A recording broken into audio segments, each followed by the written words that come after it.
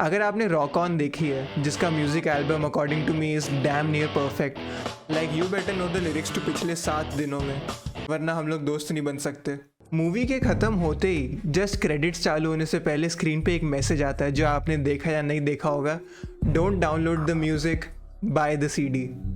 Rock On release हुई थी 2008 में and around that time piracy was at an all time high.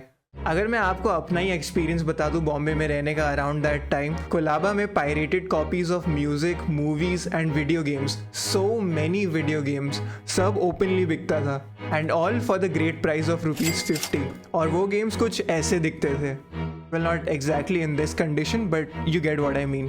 और अगर मैं इसी 50 रुपए की चीज़ को ब्रेक डाउन करूँ तो 20 रुपए का cover, 15 rupees for the blank CD and 15 rupees for torrenting the game. और ये ब्रेकडाउन सिर्फ वीडियो गेम्स तक लिमिटेड नहीं था, this was also done for movies and video games. आपको सब मिलता था in the price range of ₹50 to ₹150। Well depends on the seller, आप किससे खरीदते थे, बट मोस्टली 50 से 150 के रेंज में मिलता था। लेकिन पिछले कुछ सालों में government has really cracked down on piracy and stopped it. Stop! You violated the law. Pay the court a fine or serve your sentence. Your stolen goods are now forfeit. सो जितने भी पायरेटेड CD के stalls थे कोलाबा में, अब वो सब replace हो गए हैं एजी ओवरसाइज्ड एनिमे टी-शर्ट्स के स्टॉल से। लेकिन एक तरफ जहाँ मूवीज़ और म्यूज़िक की पायरेसी ऑलमोस्ट ख़त्म ही हो गई है बिकॉज वो दोनों चीज़ें इतने ईजिली एक्सेसिबल और चीप हैं कि कोई अब उसे पायरेट ही नहीं करता। लेकिन क्या ये मैं सेम चीज़ वीडियो गेम्स के बारे में बोल सकता हूँ? बिल्कुल नहीं। सो इस वीडियो में मैं वीडियो गेम प्राइसिंग के बारे में बात करने वाला हूँ। Is it as high as you've been led to believe? How you can get quality games at cheap prices for both PCs and consoles? And also I'm going to be talking about piracy, कि कब piracy गलत होती है, and also when is piracy justified?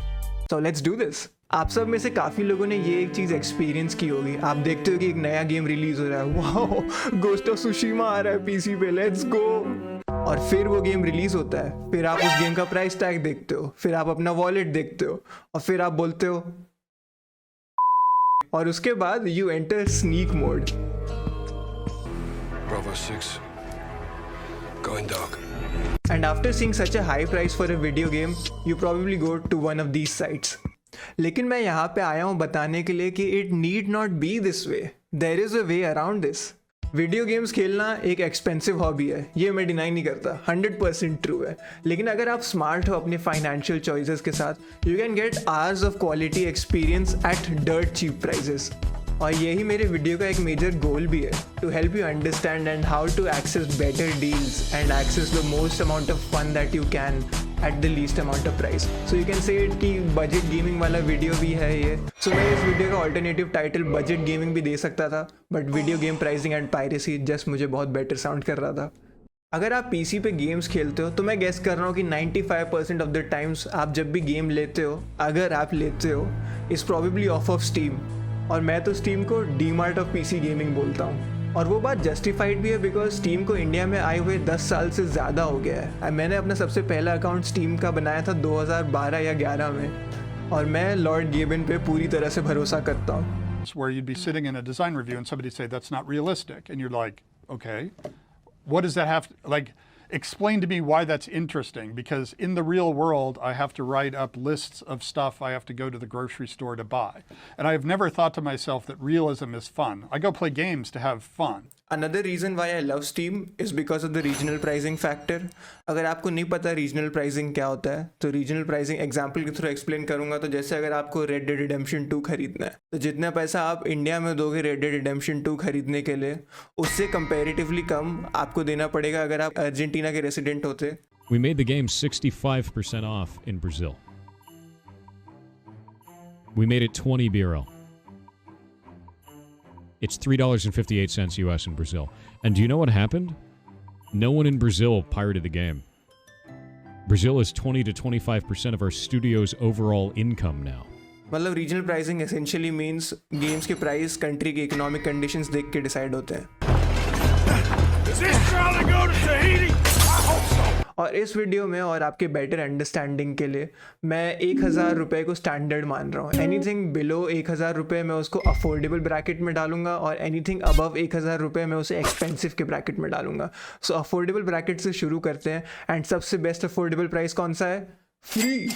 अब इतने बड़े industry में आपको काफ़ी गेम्स तो फ्री में मिल ही जाएंगे, लेकिन एट द टॉप हैं फ्री टू प्ले गेम्स और ऑनलाइन सर्विस गेम्स, और as I like to call it, why did I install this, I hate my life games. Valorant, Apex, Genshin Impact, Honkai Star Rail, Fortnite, Warframe, Warzone, Destiny 2, Halo Infinite multiplayer, Fortnite. Free to play games की list बहुत लंबी है, लेकिन one thing that is worth knowing about me is that भले ये games free क्यों ना हो, I will actually pay money to never play any of these games. आप इन गेम्स को सालों भर तक खेल सकते हो और कंपनीज आपसे ₹1 तक नहीं मांगेंगी। They serve as a great source of entertainment for the player and also fuel mental health issues, but we don't talk about that. अब आप में से कुछ लोग कह रहे होंगे यार मुझे तो ऑनलाइन सर्विस गेम्स पता है, मुझे सिंगल प्लेयर एक्सपीरियंस करना है फ्री में। तो आई थिंक आपके लिए बेस्ट सोल्यूशन है डेमोज और गेम ट्रायल्स का। और one of the best demos जो मैंने अभी तक रिसेंटली खेला है वो है रेसिडेंट इविल 4 का चेनसॉ डेमो। वो भले ही कहने के लिए सिर्फ 30 मिनट का क्यों ना हो, मैं ज़्यादा गेम प्ले दिखाऊंगा नहीं because I don't want to spoil it for you, लेकिन उस डेमो में इतनी रिप्लेबिलिटी वैल्यू है कि आप वो पूरा डेमो 4-5 बार खेलोगे ही और हर बार आप अपनी स्किल इंप्रूव कर सकते हो उसमें। सो उस डेमो में रिप्लेबिलिटी वैल्यू बहुत हाई है, और मैं इतना बता दूँ, the level of satisfaction that you will get at hearing a church bell will never be matched after you play this demo.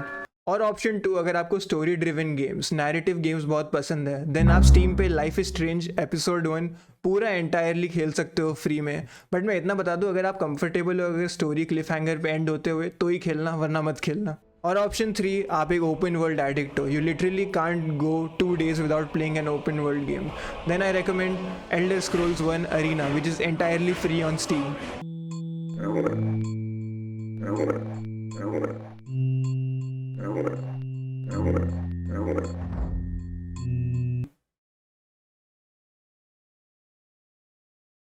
रहने दो, मैं मजाक कर रहा था, this game is horrible, don't play this game.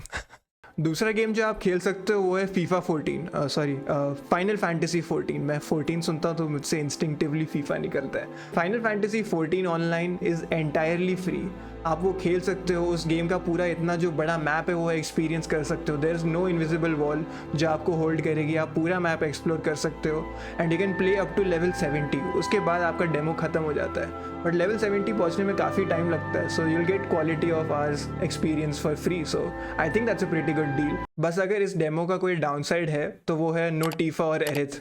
Let's play a game. I am gonna tell you guys a bunch of games that I own, और मैं चाहता हूँ कि आप लोग गेस करो कि मेरे कितने पैसे खर्च हुए होंगे ये गेम्स खरीदने में। Okay, Tomb Raider series, Ghostwire Tokyo, Evil Within, Death Stranding, Borderland series, Outer Worlds, Metro series, Plague Tale, Civilization 6, Star Wars Battlefront, Fallout New Vegas, Fallout 3, Deus Ex, मुझे नाम प्रोनाउंस करना नहीं आता, Ghostrunner, Dying Light, Dishonored series, BioShock series, Inside, Doki Doki. Well, क्या लगता है आपको मेरे कितने पैसे खर्च हुए होंगे ये गेम्स खरीदने में? 10,000, 15,000, 20,000? फ्री। अब आप पूछोगे कैसे? Well, because of no not that Epic Games हर हफ्ते एक फ्री गेम देता है। वो लोगों ने I think recently Dragon Age Inquisition दिया था, which is a great game. लेकिन सबसे बेस्ट चीज़ अबाउट एपिक गेम्स जो मुझे याद है, आई रिमेंबर 1-2 साल पहले वो लोगों ने ग्रैंड थेफ्ट ऑटो 5 फ्री में दे दिया था, तो वो लोग के सर्वर्स क्रैश हो गए थे, विच वॉज अमेजिंग। लेकिन अगर एपिक गेम्स की कोई एक डाउनसाइड है तो वो है आपको एपिक गेम्स का लॉन्चर डाउनलोड करना पड़ेगा। Man, if you're a broke gamer or a budget gamer, Epic Games is like your saving grace. Hold on to it with your dear life. It is as integral to you as Daya is to the CID squad. अगर सोचो दया नहीं होता तो दरवाज़ा कौन तोड़ता, झापड़ मार के ट्रांजिशन कौन करता? So value what you have kids. अब बात करते हैं अगर आप पैसे स्पेंड करने के लिए विलिंग हो तो आप इतने अच्छे गेम्स एक्सेस कर सकते हो ना। Let me just tell you about the great games जो मैंने खरीदे, सब 1,000 के नीचे। हम लोग अभी भी अफोर्डेबल वाले ब्रैकेट में ही है। So let me tell you, Witcher 3, Skyrim, Resident Evil 4, Assassin's Creed 1, Tekken 7, Firewatch, Hellblade, Max Payne 2, Devil May Cry 5, Hollow Knight, Undertale, Batman Arkham Collection, Watch Dogs, Metal Gear Solid 5, Phantom Pain, और ये सब games को मिला के approximately 4,000 रुपये आता है। और आपको पता है और 4,000 रुपये का क्या है स्टीम पे अभी? Ghost of सुशीमा।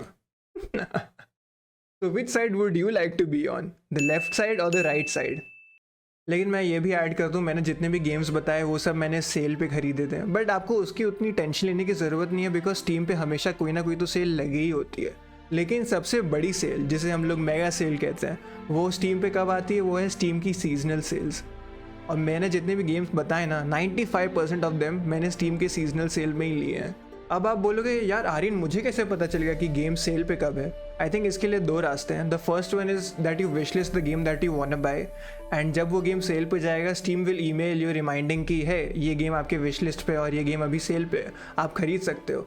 या सेकंड रास्ता जो मुझे थोड़ा ज़्यादा पसंद है वो है steamdb.com, आप यूज़ कर सकते हो। steamdb.com I think is a great website जिस पे आपको जो गेम पसंद है आप उस गेम का प्राइस हिस्ट्री ट्रैक कर सकते हो कि कब वो गेम से ज़्यादा सस्ता था और कब वो गेम महंगा था। और स्पेशली वो बहुत अच्छा है अगर आपको जानना है कि गेम सेल पे कब जाएंगे या बड़ी सीजनल सेल कब आएगी स्टीम पे। लेकिन मुझे भी पता है you're too fucking lazy to search up steamdb.com and see sale कब आएगी। तो get ready to take a screenshot, मैं आपको दिखा रहा हूँ कि सेल्स कब आएंगी स्टीम पे इस साल। Here you go, note it down, make a reminder, whatever you want. Did you do it yet? Go do it. Okay, done? Do it. Chalo, PC gamers are now done. Now let's start talking about console gamers. And firstly, to all my console gamers out there, I wanna say I am sorry. I had no idea you guys had it so rough. But लेकिन remember अभी ये part में आप जब सुनते हुए अगर आप सैड हो जाते हो या अपसेट हो जाते हो, keep gaslighting yourself and reminding yourself that you gonna get to play GTA 6 before PC gamers. बस यही बोलते रहो मुझे GTA 6 पहले खेलने मिलेगा, मुझे GTA 6 पहले खेलने मिलेगा। रेडी? ये बात दिमाग में याद रखना and let's start talking about how console gamers can access stuff on cheap. Subscription services. ना सब्सक्रिप्शन सर्विसेज कोई नई चीज़ नहीं है, ये PlayStation 3 और Xbox 360 एरा के टाइम भी थी बट लोगों ने कभी उतना ध्यान दिया नहीं था। अगर आपको याद है Xbox 360 के time there was an Xbox live feature जो आप यूज़ करते थे ऑनलाइन मल्टीप्लेयर खेलने के लिए, लेकिन वो सिर्फ मल्टीप्लेयर नहीं देता था, you also got a couple of games every month जो लोग यूजुअली मिस कर देते थे। Subscription services is something that has caught on in the last few years. जैसे Xbox has its own Game Pass which started in 2017 and PlayStation has its PS Plus which started in 2020. और अगर आप अभी भी confused हो कि game pass या PS Plus क्या है, इट्स एसेंशियली नेटफ्लिक्स और हॉटस्टार फॉर वीडियो गेम्स। जैसे आप नेटफ्लिक्स या हॉटस्टार पे जब कोई मूवी देखते हो you don't own the movie right, आप बस वो मूवी स्ट्रीम कर सकते हो। वही सेम कॉन्सेप्ट वीडियो गेम्स में यूज़ होता है गेम पास और PS Plus में। You don't own the game, you just get to play the game whenever it is available.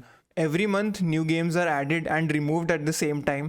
They do this every month to keep the gaming catalog fresh. And let me tell you, the gaming catalog for both of these services, itni badi hai, it's actually insane. So let's start with the more popular one, Xbox Game Pass, which isn't only for consoles by the way, it is also for PCs as well. Game pass में आपको 4 tier के game pass मिलेंगे। Game pass core जो आपको online multiplayer और 25 games की library देता है जो यूजुअली फर्स्ट पार्टी टाइटल्स होते हैं। फर्स्ट पार्टी टाइटल्स मतलब जो कंपनीज Xbox या माइक्रोसॉफ्ट खुद ही ओन करता है। और इसका ऑल्टरनेटिव है गेम पास कंसोल जिसमें आपको 400 से ज़्यादा कंसोल गेम्स मिलेंगे। But this tier has a downside which is you won't be able to access multiplayer games. The third tier is the PC Game Pass, which also includes EA Play, जो EA का खुद का subscription service है। वाह what a great deal, क्योंकि कभी कभी जब बंदा बोर हो जाता है तो उसे एक दिन FIFA 22 खेलना है, अगले दिन FIFA 23 खेलना है और परसों यू गेस्ड इट FIFA 24 खेलना है। लेकिन सिर्फ उतना ही नहीं, प्लेयर को बैटलफील्ड और NFS गेम्स का भी एक्सेस मिलेगा। Is that cool to you guys? I don't know because Battlefield and NFS both suck now. And the final tier and the top tier, Game Pass Ultimate, जिसमें आपको console के लिए भी games मिलेंगे और PC के लिए भी गेम्स मिलेंगे। लेकिन इसका प्राइस है 550 रुपये हर महीने का। लेकिन सिर्फ उतना ही फीचर नहीं है 550 में, आपको 550 में ऑनलाइन प्ले भी मिलेगा। तो आपके 350 वाले प्लान में आपको ऑनलाइन प्ले नहीं मिलेगा। लेकिन ऐसी कोई बात नहीं कि that the game pass is entirely bad. उसका एक बहुत अच्छा फीचर है which is you get access to play new games on day 1। वो बहुत अच्छा फीचर है। सो जैसे फॉर एग्जाम्पल जैसे अभी नया गेम जो आया है Hellblade 2 आया है Xbox का, ये game on it's first day of release he Xbox game pass पे आ गया था। और गेम उतना लंबा भी नहीं है, केवल 6 घंटे का है and honestly it doesn't have much replayability value to it. So rather than spending 4400 for the entire game, वो गेम खेल लीजिए आप वो पूरा 550 रुपये देके और उसके बाद आप अपनी सब्सक्रिप्शन कैंसिल कर दो। Simple, you save so much money by doing that rather than spending 4400 रुपये ऑन अ गेम। बस 550 में आपने भी सेम गेम एक्सपीरियंस कर ही लिया पूरा। बट ये बहुत सिचुएशनल चीज़ है। जैसे और सेकंड चांस आप कब ले सकते हो Xbox गेम पास, जैसे जब Call of Duty Black Ops 6 आएगा। And now since Activision is owned by Microsoft, I'm 100% certain कि Black Ops 6 फर्स्ट डे आपको गेम पास पे खेलने मिलेगा। सो उस दिन आप गेम पास ले सकते हो, बिकॉज कॉल ऑफ ड्यूटी बहुत महंगा है। आई थिंक 5,000 से तो स्टार्ट होता है। और जो गेम पास का गेमिंग कैटलॉग है ना, वो इतना बड़ा है that it covers all type of gamers, जिन्हें इंडी गेम्स खेलना पसंद है, जिन्हें स्पोर्ट्स गेम खेलना पसंद है, जिन्हें AAA गेम्स खेलना पसंद है, जिन्हें हॉरर गेम्स खेलना पसंद है। आपको आपके मतलब का गेम पास पे तो डेफिनेटली मिल ही जाएगा। Like the only reason I would consider buying game pass right now is because lies of P है गेम पास पे। अब बात करते हैं प्ले स्टेशन की सब्सक्रिप्शन सर्विस के बारे में, जो है PS Plus।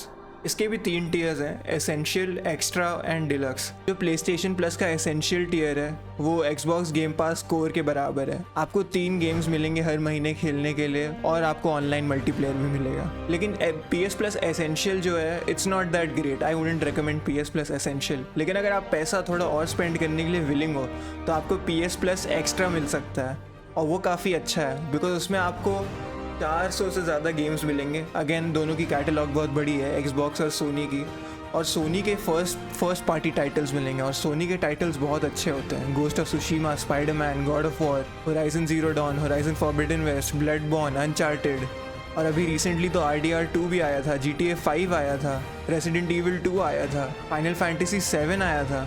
Welcome home, honey. Took your sweet time. Psych. आप अगर सबसे प्रीमियम वाले टियर के लिए जाते हो, जो प्ले स्टेशन प्लस का डिलक्स एडिशन है, उसमें आपको यूबीसॉफ्ट क्लासिक भी मिलेगा। मैं मेंशन करना भूल गया, आपको एक्स्ट्रा में भी यूबीसॉफ्ट क्लासिक मिलेगा। यूबीसॉफ्ट क्लासिक मतलब यूबीसॉफ्ट के पुराने गेम्स आपको खेलने मिल जाएंगे, मतलब वो सारे असैसिन्स क्रीड हो गए, फार क्राई हो गया, वो सब हो गया। लेकिन डिलक्स का एक अच्छी बात है क्या है, जो आप प्ले स्टेशन 1, 2 या PSP के जो गेम्स हैं आप वो भी खेल सकते हो उन पे। अब मैं आपको अपना पर्सनल ओपिनियन बताऊं सब्सक्रिप्शन सर्विसेज के बारे में, तो initially subscription services worth it लगेंगी, लेकिन एक बार जब आपने जैसे प्ले स्टेशन के सारे एक्सक्लूसिव गेम्स खेल लिए, गोस्ट ऑफ सुशीमा खेल लिया, स्पाइडरमैन खेल लिया, गॉड ऑफ वॉर खेल लिया, अनचार्टेड खेल लिया, एंड देन बाकी सारे गेम्स जैसे रेड डेड रिडेम्पशन 2, GTA 5 अगर आपने पहले से ही खेले हुए हैं, so if you have a good grip on the gaming industry and you played a lot of games, then it's definitely not worth it for you. लेकिन अगर आप एकदम न्यू हो गेमिंग में, अगर आपने अभी आपका ये पहला प्ले स्टेशन है और आपने कोई भी टाइटल्स नहीं खेले, देन सब्सक्रिप्शन सर्विसेज आपके लिए एकदम परफेक्ट सेंस बनाती है। लेकिन जिन लोग के पास बहुत ज़्यादा एक्सपीरियंस है और उन लोगों ने गेम्स खेले हैं ना, उन्हें सिर्फ 2-3 महीने का ही वर्थ दिखेगा, और उसके बाद it just doesn't make any sense to have a subscription service with you.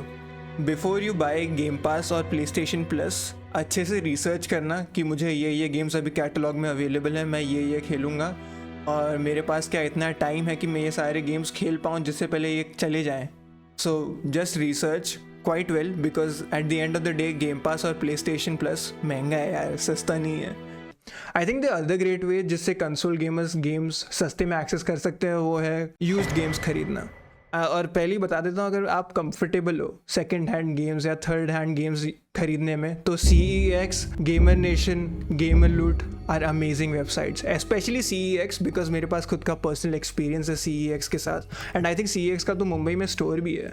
I don't know बाकी सारे स्टेट्स का, आप वो रिसर्च करोगे तो आपको पता चल जाएगा, बट CEX की वेबसाइट पे भी है जहाँ से आप यूज्ड गेम्स खरीद सकते हो। And same goes for Game Nation and Gamer Loot, you can buy accessories, you can buy games on the cheap as well, but remember it's second hand or third hand, so don't expect the accessory or the game that you get to be in ideal condition, because वो नहीं होगा।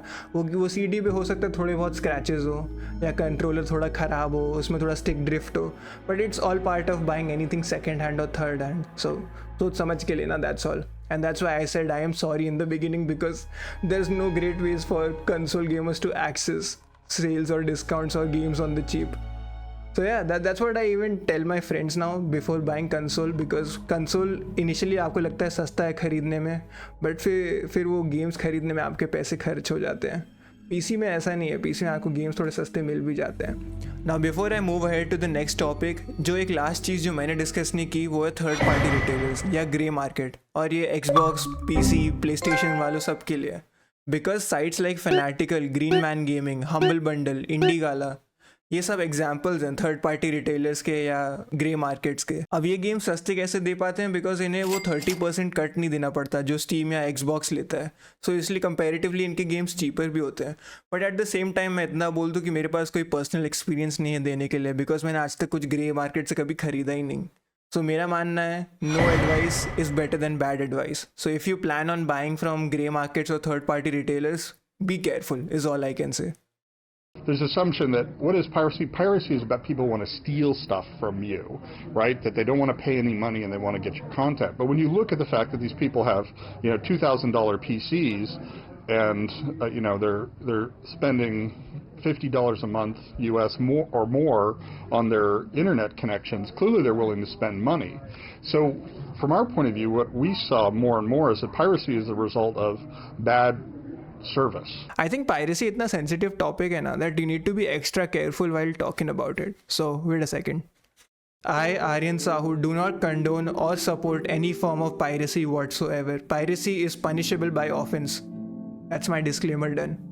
अब बात करते हैं piracy की अच्छे से.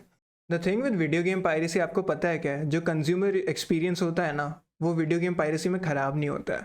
मैं एग्जांपल के थ्रू एक्सप्लेन करता हूँ. जैसे आप वीडियो गेम पायरेसी ले लो और मूवीज़ पायरेसी ले लो. जैसे जब कोई अच्छी मूवी थिएटर में लगती है, जैसे ड्यून हो गई या KGF हो गई, and you opt to watch that movie on your phone और your laptop by pirating it, and I opt to watch that movie by going to the theatre. कहने के लिए तो तुमने और मैंने सेम मूवी देखी, but the experience of watching that movie, आपका एक्सपीरियंस और मेरा एक्सपीरियंस में ज़मीन आसमान का फ़र्क है. एंड प्रॉब्ली जिसने भी ये दोनों मूवीज़ थिएटर में देखी और उसके बाद अपने लैपटॉप या कंप्यूटर पे देखने की कोशिश की होगी, you know what I am talking about. Experience बहुत अलग होता है कोई मूवी को फ़ोन में देखना या बड़े स्क्रीन पर देखने में.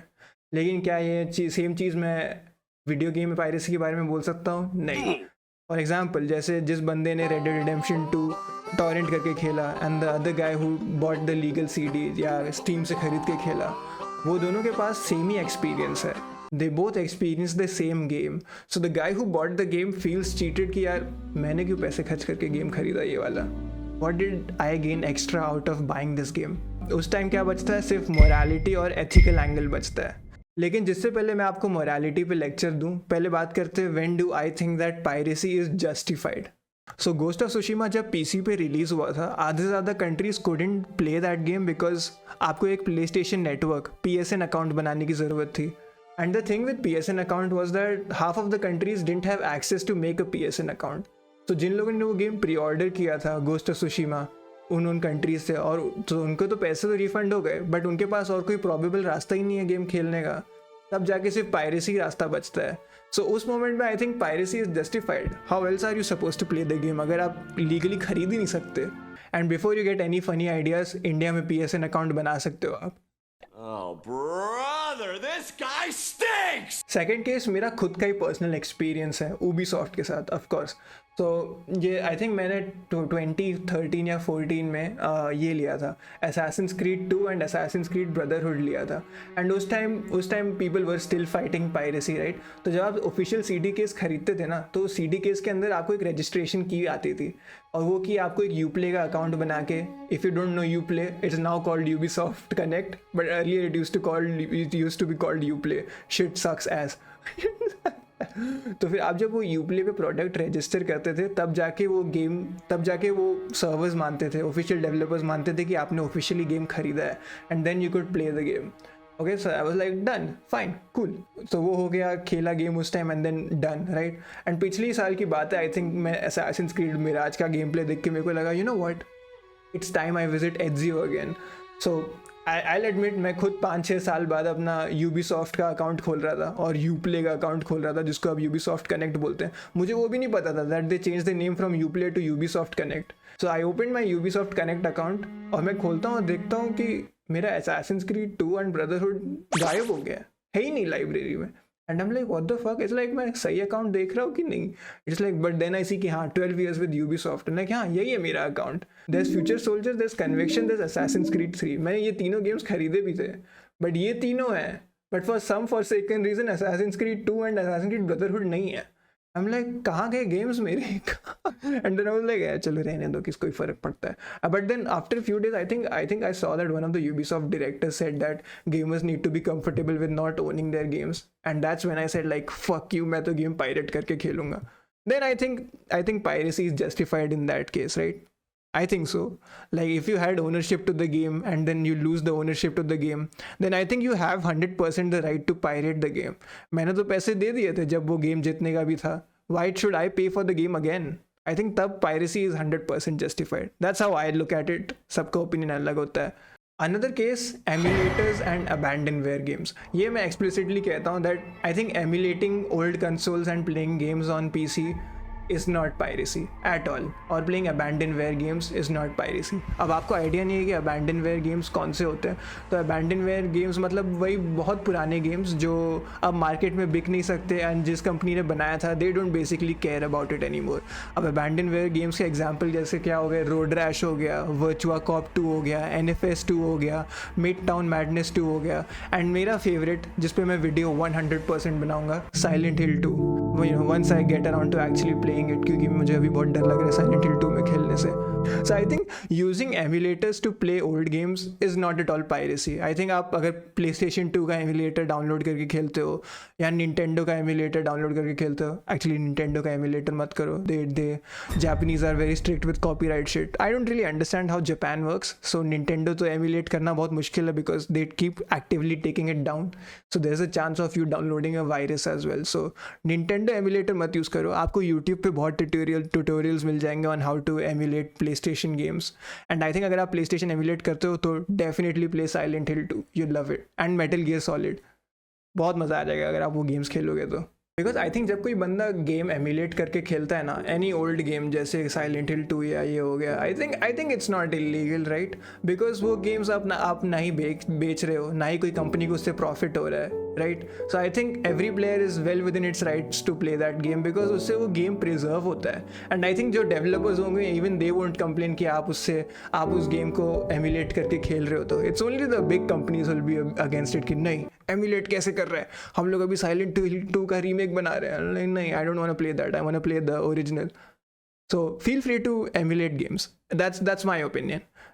मैं कोई वॉइस ऑफ गेमिंग नहीं हूँ जो मेरा वॉइस ऑफिशियली माना जाएगा, but I think you should feel free to emulate games. अब बात करते हैं कि पायरेसी गलत कब है. Now I can give you the boring answer and say that piracy is always wrong, you should never do it. But personally अगर आप मुझसे पूछोगे, I'll tell you, अगर कोई बंदा मुझे मिलता है और वो कहता है कि वो कोई Ubisoft या EA का गेम पायरेट कर रहा है, and I'm like, yeah sure, you know, why the fuck not, you know. Anyways उस कंपनी के पास पैसों की कमी तो है नहीं, they're both $billion companies, right? But लेकिन on the other hand अगर कोई बोलता है कि वो इंडी गेम्स पायरेट कर रहा है, that's where I gotta stop you. Indie games मत पायरेट करो यार. The developer of those games rely on the fact कि उनका गेम बिकेगा और इन टर्न जो रेवेन्यू वो लोग उस गेम से जनरेट करेंगे वो लोग फिर वही रेवेन्यू यूज़ करेंगे ताकि आपको वो और बेटर गेम्स प्रोवाइड कर पाएँ. तो इट्स बेस्ट दैट आप इंडी गेम्स पायरेट मत करो, just buy those indie games because indie games in general महंगे होते भी नहीं हैं. इमेजिन अगर सब ने हॉलो नाइट पायरेट किया होता तो there would be no Silksong today. अब कोई बोलेगा अभी भी सिल्क सॉन्ग नहीं है, एंड आई एम लाइक हाँ श्योर यार नहीं है, मुझे भी पता है, बट रिलीज तो होगा ना down the line. They have the resources to make Silksong, but I assume Silksong release होगा 2030 से पहले, and that's me being optimistic. Okay, the final verdict on piracy. केवल ये पायरेसी का segment लिखने में ही ना, भले ही आपको लगे ये छोटा होगा, बट मैंने इतने बार उसकी स्क्रिप्ट लिखी, काटी, वापस लिखी, बिकॉज मुझे लगा ये टॉपिक ही इतना सेंसिटिव है, इसको टैकल कैसे करूँगा. एंड मैन पायरेसी एक ऐसा टॉपिक है ना that I could go on for like 20-30 minutes talking about piracy and going into the depths of what piracy means and when is it wrong, when is it right and stuff like that, but I didn't really want to do that because I'm also lazy. But I do have an important thing to say about piracy. ये 50 रुपए की CD जो मैंने दिखाई थी ना, it is very integral to the Indian gaming community. I think these 50 रुपए की CD and other pirated games laid the foundation of the Indian gaming community. Yeah, I genuinely think so because जब हम लोग भी छोटे थे, आप एक दूसरे को पेन ड्राइव में जैसे GTA Vice City देते थे या GTA San Andreas देते थे. आई एम 100% सर्टेन वो गेम्स भी लीगल नहीं होते थे, बट एट दैट टाइम कौन ही रोकता था. And if it won't for those games मेरा उतना कभी इंटरेस्ट और पैशन आता ही नहीं गेम्स में. And like part of the reason why I am making this video is because of these games. I am here because of these games, these pirated games. And video games aren't the only thing. I think आप किसी भी aspiring filmmaker या musician से बात कर लो, they will openly admit that हाँ मैंने मूवी टॉरेंट करके देखी है, मैंने गाने इलीगली डाउनलोड करके सुने हैं.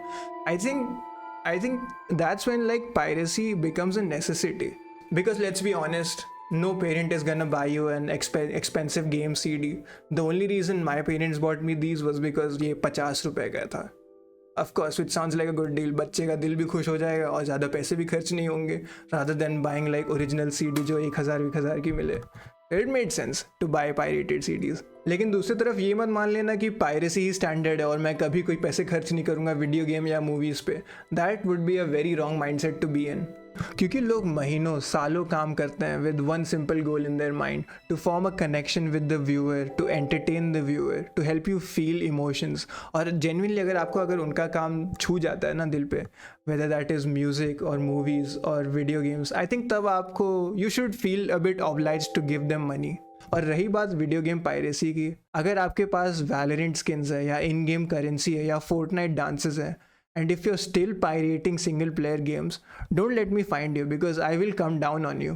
So at the end of the day, if you can afford to spend money on video games, then you should, because the mentality कि 1000 रुपये 2000 रुपये एक वीडियो गेम पे कौन खर्च करेगा यार, that's a very wrong mentality. Because I can tell you जितने लोगों ने भी पैसे दे के Red Dead Redemption 2 ख़त्म किया, Dark Souls ख़त्म किया, Elden Ring ख़त्म किया, या Undertale ख़त्म किया, या Hollow Knight ख़त्म किया, जब वो लोग का गेम खत्म हुआ and credits were rolling, I am pretty sure none of them thought कि यार मेरे पैसे बर्बाद हो गए. Because each video game is an art piece unique in its own way. And remember, don't download the music, buy the CD if you can afford to.